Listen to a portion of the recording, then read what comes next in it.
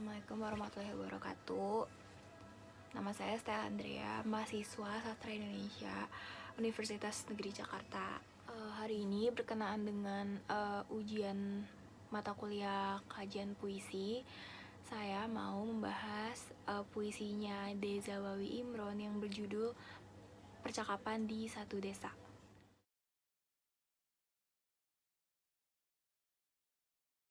Diksi itu pemilihan kata. Nah, pemilihan kata yang digunakan penulis dalam puisi kali ini tuh sebenarnya cukup sederhana, cukup langsung gitu, dan gampang dimengerti tanpa kita harus mendalaminya. Kayak mesti cari-cari kamus, nggak perlu sampai kayak gitu.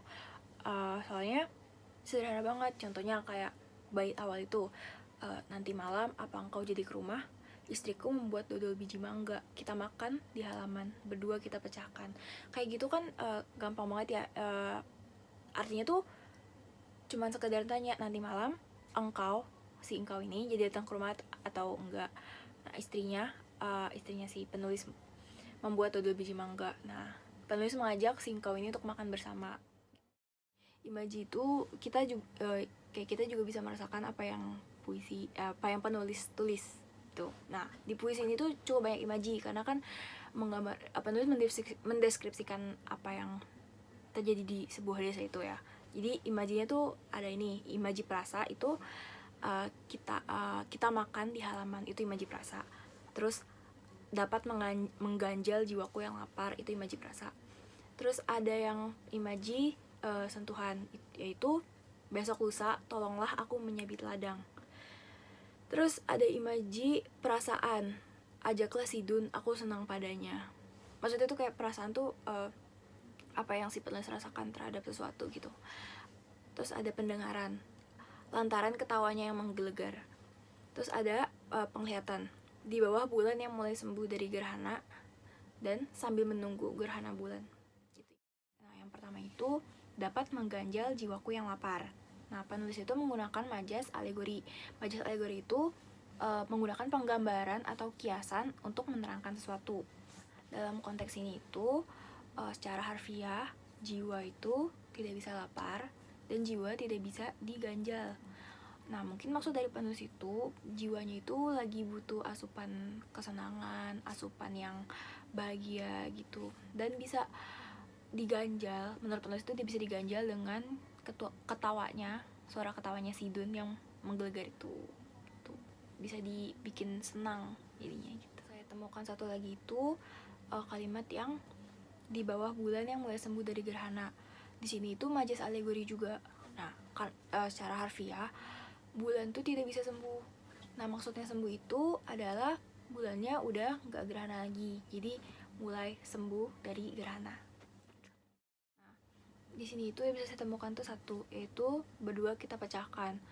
Maksud dari pecahkan ini tuh bukan pecahkan secara literally, tapi kayak lebih ke berbincang-bincang, mencairkan suasana, memecahkan suasana gitu. Yang pertama itu, pada baris awal bait 1 sama 3 itu terdapat pengulangan kalimat, yaitu pada kalimat nanti malam apa jadi engkau ke rumah.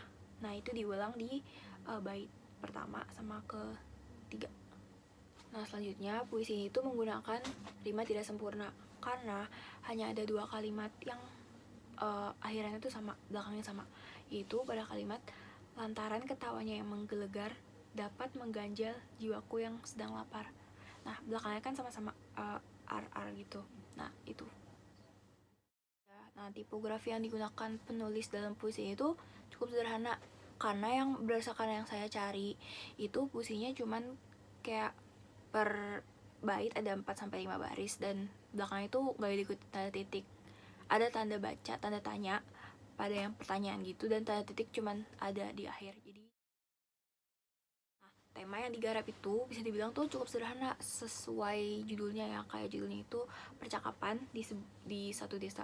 Nah, itu berarti ya percakapan yang terjadi di sebuah desa, di suatu desa itu gitu. Nah, kenapa bisa dibilang kayak gitu?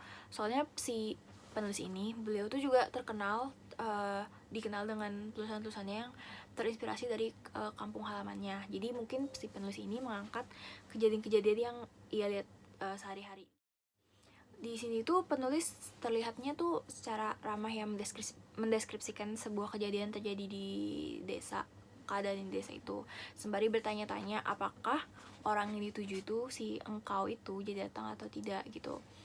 Penulis juga mengajak engkau untuk makan dodol bersama, juga membantunya menyambit lalang. Nah, di sini penulis juga mengungkapkan rasa senang kepada Sidun karena cara Sidun tertawa. Nah, nada dari puisi itu terlihat santai banget ya sebenarnya, sembari bertanya-tanya gitu. Nah, terlihat dari cara beliau menulisnya itu juga bahasanya itu ramah gitu, bahasa sehari-hari. Jadi pembawaannya bisa lebih santai. Sebenarnya menurut saya sendiri ya, tidak terlalu banyak hal yang bisa ditarik sebagai amanat gitu, karena puisinya sangat sederhana. Tapi ada satu yang bisa ditarik itu tentang kebersamaan. Nah, menjaga kebersamaan antar individu itu penting banget ya. Nah, contohnya itu caranya dengan bercengkrama, ngobrol gitu-gitu.